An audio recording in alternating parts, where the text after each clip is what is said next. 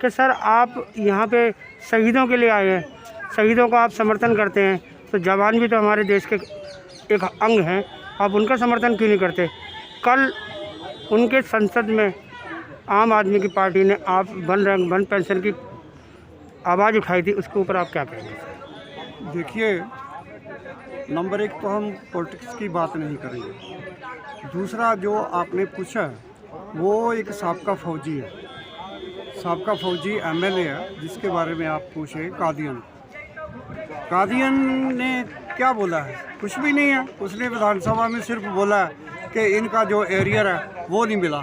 Arrear तो हमारा है ही नहीं है, तो मिलना क्या? उसका संसद में बोलने का, उधर विधानसभा में बोलने का क्या फ़ायदा क्या था? बता दीजिए आप। कुछ नहीं था। तो बात को वो घुमा रहे हैं क्या?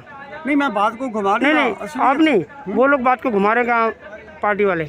मैं एक चीज़ बोलूँ आपको, पार्टी नहीं घुमा रही, उसको कुछ जानकारी नहीं है हम किस लिए बैठे हुए हैं, और हमने ही उनको चुना हुआ है, हमने ही उसकी कैंपेनिंग कराई हुई है। उसको इतना भी नहीं पता कि जो इधर आकर एक बार पूछ तो लेता कि आप किस लिए बैठे हुए हो। अगर उसने उधर विधानसभा में कुछ बोलना था तो कम से कम फ़ोन कर डिस्कस तो कर लेता। आपसे पूछने के बाद में बोलते तो ज़्यादा बेहतर रहता। मैं तो वही बोल रहा हूँ, सही बोल रहा हूँ, क्योंकि वो भी साबका सैनिक है। आज इस समय तो आपको देखिए सब, मैं तो ये कहता हूँ कि हर पार्टी को आपको सपोर्ट करना चाहिए, देश के नाते, पार्टी के नाते नहीं, देश के नाते। हर पार्टी को ये सोच के आपके साथ खड़ा होना चाहिए कि हम राजनीतिक नहीं, एक इंसानियत के नाते कि हमारे जवान जो सड़कों पे बैठे हैं, इनकी हम सेवा करें और इनका जो सम्मान है वो इनको दिलाएं।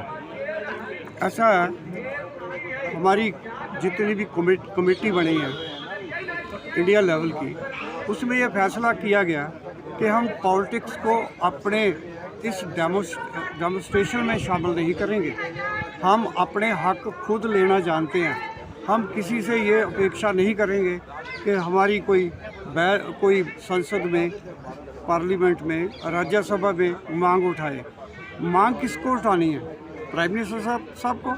हम खुद इधर से बैठकर मांग सीधा उनको पेश कर देंगे, और कर रहे हैं। हो सकता हो किस वजह से अभी तक हमें बुला नहीं रहे, वो जब भी उनके पास टाइम होगा, हम लोग बैठे हुए हैं, बुलाकर हमारी मांगों के ऊपर गौर कर लेंगे। सरकार तो सर जानती है, पल पल की खबर सरकार को है आपकी, कि आपके 36 दिन पूरे हो चुके हैं। आज की भी उनको खबर है कि आपकी यहाँ पे क्या मीटिंग हो रही है। सरकार आपकी बातें जानती है, लेकिन सरकार चुप बैठी है, मौन व्रत। ऐसा कुछ नहीं है। सरकार को हर पार्टी, हर संस्था के साथ बात करने से पहले अपनी कुछ तैयारियां करनी पड़ती हैं, और वो तैयारियां ये भी हैं कि जो 1 रैंक और OPOR में जो कमियां हैं वो कहाँ रही हैं और किस वजह से, कौन से स्टेप में रही हैं। वो जब तक सरकार पूरी उसको अपने जहन में इकट्ठा नहीं कर लेती, तब तक हमें बुलाने का कोई फ़ायदा भी नहीं है। वो पूरी हर एक चीज़ इकट्ठा करने के बाद ही सरकार हमारे से बात करेगी। सर कुछ ऐसा नहीं लगता कि नीचे ऊपर के अफसरों ने सरकार को भ्रमित किया है, उन्होंने धोखे में रखा सरकार को? नहीं, धोखे में तो रखा ही है, धोखे में रखा है। हर एक चीज़ उन्होंने प्रिपेयर, रूल रेगुलेशन जो है OROP के उन्होंने प्रिपेयर किया है। डिसेबिलिटी पेंशन में बढ़ोतरी भी उन्होंने ही बताई हुई है। जहाँ उनके साथ में जितने भी प्रशासनिक अफसर हैं उन्होंने किया है। सरकार तो सिर्फ पैसा देना जानती है। 23,000 करोड़ रुपया सरकार ने दे दिया, पर इनकी जो भी योजनाबद्ध तरीके से पैसा, वो 23,000 करोड़ रुपए को ग्रैब करने का तरीका था, सरकार ने उसके ऊपर मोहर लगा दिया, और 85% वो ले गए, और 15% भी जो छोड़ा है वो भी हमारे लिए क्या कुछ नहीं छोड़ा हुआ।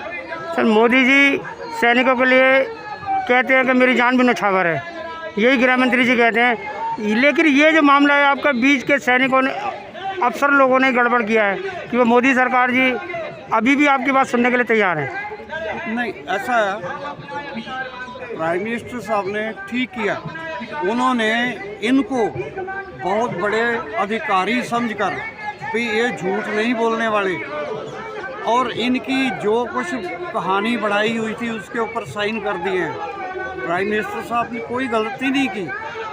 गलती इन लोगों ने हमारे पीठ के पीछे छुरा घोंपा है कि हम लोग 97% स्ट्रेंथ हमारी दिखाकर कि इनका रिमोट कंट्रोल हमारे हाथ में है, ये चीज़ प्राइम मिनिस्टर सर को और जितने भी दूसरे रक्षा मंत्री साहब को ये बोलकर उसके ऊपर रबड़ स्टैंप लगाकर अपने पूरे जितने बेनिफिट ले लिए और हमारे साथ धोखा किया।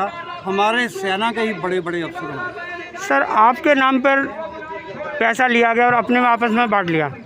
पैसा किसी के नाम पर नहीं होता। पैसा किस लिए है कि जो भी लाइन ऑफ में आते हैं वो सबके लिए है। उसकी योजना जो तैयार करनी है, कैसे उसको बांटा जाए, किसको दिया जाए, ये योजना अफसर्स ने तैयार करनी थी या प्रशासनिक अधिकारियों ने करनी थी और दोनों ने मिलकर हमारी पीठ में छुरा घोंपा है। बाकी हम किसी को ब्लेम नहीं करेंगे। नहीं सर, 97% आप जवान हैं और 3% के अफसर लोग हैं, तो उनको आपके लिए योजना बनानी थी, उन्होंने योजना अपने लिए बना ली। हाँ बना ली, इसीलिए तो हम बैठे हुए हैं, नहीं तो हमें इतनी दूर से आकर इधर बैठने की क्या ज़रूरत थी। इसी रीज़न के लिए ही हम लोग बैठे हुए हैं कि वो योजना किस तरीके से बनाई गई, कम से कम हमें भी तो बता दीजिए। सैनिकों को भी अपने साथ रखना चाहिए था ताकि उनका हक उन्हें पूरा मिल जाता। हाँ ये ज़रूर है कि हम बेनती करते हैं जितने भी प्रशासनिक अधिकारी या प्राइम मिनिस्टर साहब को, अगर कोई योजना ऐसे बनती है तो सिर्फ इन्हीं को ना बिठाया जाए, हम साथ में जवान और जेसीओस को भी बिठाया जाए। अभी तो कोई सवाल ही नहीं है इनके साथ बैठने का, क्योंकि ये तो हमारे साथ गद्दारी जो कर चुके हैं वो हम भुगत रहे हैं। बस इतना ही कहूँगा, मैं इससे ज़्यादा कुछ नहीं। हम मीडिया की तरफ से ये चाहेंगे कि प्रधानमंत्री जी सीधे आप लोगों से संवाद करें, बीच में किसी को ना रखें। हम करेंगे ही ऐसा, हम मांग ही यही करेंगे। इधर बैठे हुए जितने हैं यही मांग करेंगे। उनको हम क्यों साथ में लेकर जाएंगे? हमको लड़ाई का मैदान जीतने के लिए नहीं जा रहे, हम तो जंतर मंतर में बैठे हुए हैं। उनके साथ जब उन्होंने हमारे साथ गद्दारी किया तो हम उनको साथ में लेकर क्यों जाएंगे? और इसके बिना मैं कुछ नहीं कहना चाहता। बहुत बहुत शुक्रिया सर।